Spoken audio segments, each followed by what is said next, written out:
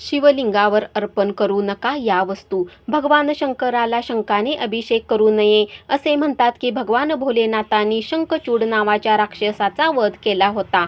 या राक्षसाचा जन्म शंखातून झाला, त्यामुळे शिवलिंगावर शंख लावून जलाभिषेक केला जात नाही. भगवान शंकराचा जलाभिषेक करताना कच्च्या दुधात किंवा पाण्यात तीळ मिसळून अर्पण करू नये.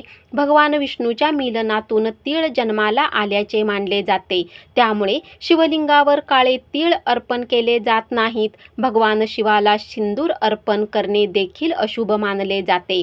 महादेवाला भस्म आवडते. सौभाग्याच्या वस्तूपैकी फक्त भगवान शिवाला अत्तर अर्पण केले जाते.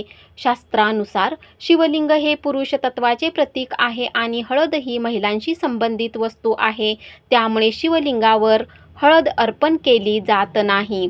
ओम नमः शिवाय.